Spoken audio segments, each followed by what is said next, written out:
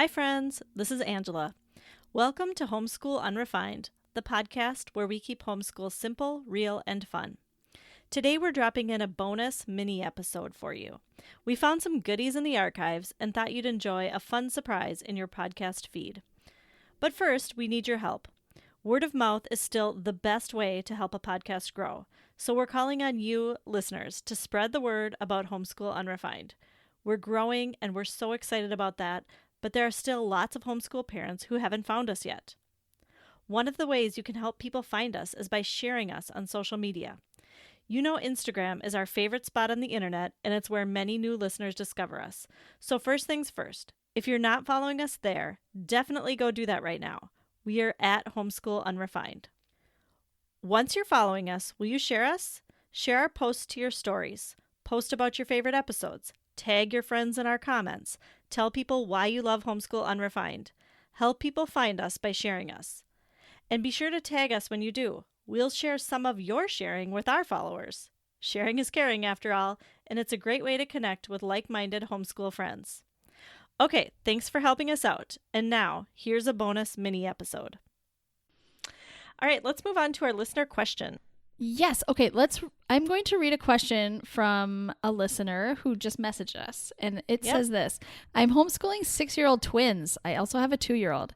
We just finished kindergarten, and I've noticed that my girl twin is much more academic and would sit and do table work all day if I made it available. My boy twin is much more active, and his sitting still mostly involves building Legos.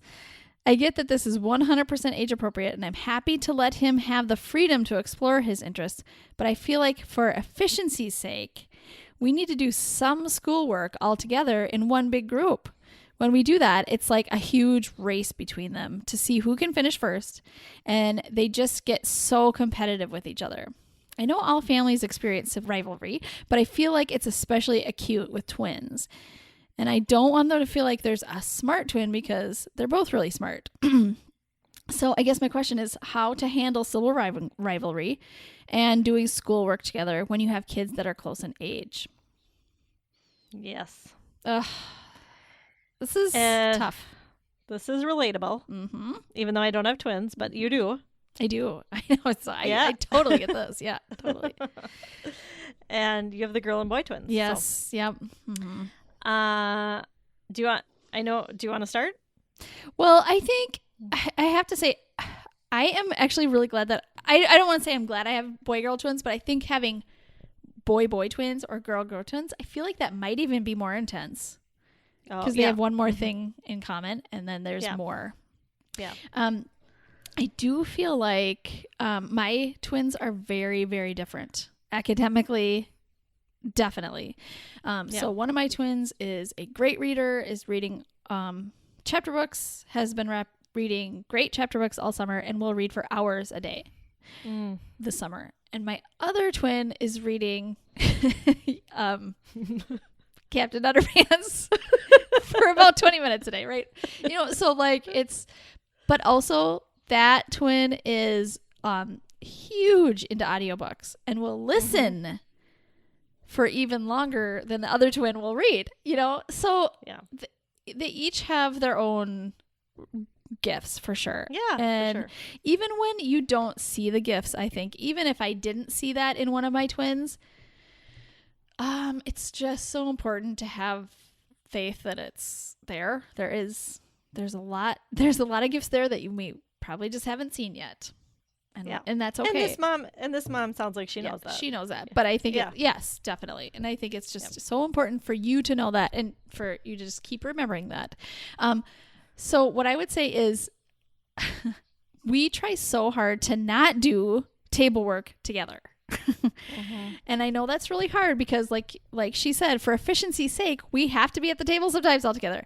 But I think that's one reason why I'm drawn to a different kind of school than that altogether. A different kind of learning.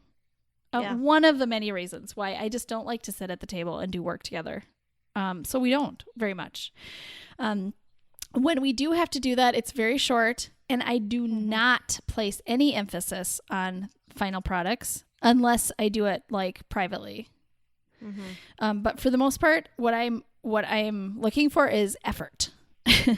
Yeah. I'm just looking for effort. That's all. So whatever you do and you're working on it for 10 minutes, great. If you worked on something for 10 minutes, then you're both equal in that.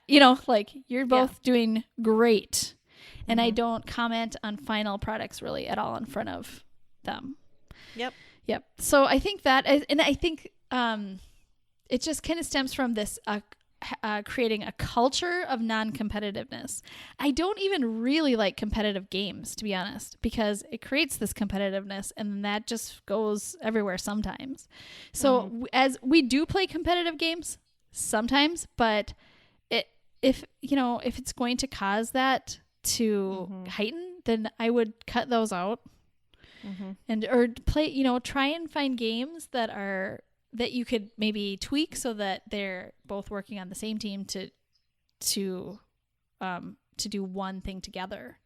Yeah. And I know there are lots of games out there and you could probably just even, think of a way to make Uno non-competitive or something, I think that's so important. I think it's really important. So if that's like their thing, because it's every sibling has a thing, a thing that is just every group of siblings has a thing. Right, has a thing that it's just their hang up, right? And this is their hang up right now for now is this competitiveness. And so I think it's so important to just completely diffuse focus on anything that has to do with final products of the thing, whatever. So and just like, I know I've said this so much in the podcast, and I'm sorry, I feel like a broken record, but I think it's, our homeschool is so much about the journey. It's about discovering. It's about just authentic learning together. We do a lot of read alouds. When we do writing, that's definitely not a thing I would do with the twins right next to each other necessarily, because they're so different in writing too. So if there's a big discrepancy, I just wouldn't do those things together. And I just wouldn't spend that much time if you don't want to overwhelm yourself either. So if it's what I think she was talking about reading, I would just say don't make the reading done in that way. Can you do it in another way? Yeah. Can you work on that in a setting where it's not going to consume all of your time? Because you do not want to be sitting at a table all day long. I did not sign up for homeschooling so I could sit at the table all day and just pull people over. Yuck. That sounds like torture to me. That sounds like jail. I just don't want to do that. I don't want to do that. I want to be reading with my kids. I want to be cuddling with my kids. I want to be playing outside with my kids. And those are the priorities for me. And I just feel like when our kids are, like, how I was talking about the normalized child, when our kids are feeling normalized and feeling loved and accepted and ready to learn, it's just like their capacity to learn is so much larger that it almost doesn't matter as much what you do. Just do what you love to do. Do the things you enjoy doing, and learning happens. And it seems like you're cheating because you're not working as hard as you feel like you probably should be. But I think that's you are going to see more results that way than anything else. So wow. I was going to try and add my 2 cents, but but that was really good. I think you said it all. The only thing I was gonna say is I have a 13 and 11-year-old, and they, for efficiency's sake, we do Logic of English together. That's the only thing my kids do together, and it's just those two. And it is so competitive too. And I try so hard to not create a culture of competitiveness. I know. I mean, I don't do anything competitive with it, but they will find like who wrote the word faster or whatever. And I think that's just part of nature. I think that's the nature of it, but I think it's also because they're 2 years apart. My older one my older daughter doesn't want the younger one to get things before her. Yes. Or easier than her. And then my younger one, if she does get it before. I mean, it's like a big deal. Yeah, so totally. It's almost, I feel like it would almost be easier if they were the same age, although I know that comes with its own issues too. But I would agree with you to just not do it. But I haven't taken my own advice. I'm still doing it, and I'm still dealing with their competitive stuff. But we don't do it that often. Yeah. We just do it every once in a while. And then and it's not every time that it gets competitive. So Right. Yeah, or to minimize it. I think that too. Minimize it. Yeah. It's going to happen. It might be inevitable, but you don't have to Right. do it as much maybe. Right. Yeah. Yeah, for sure. Okay.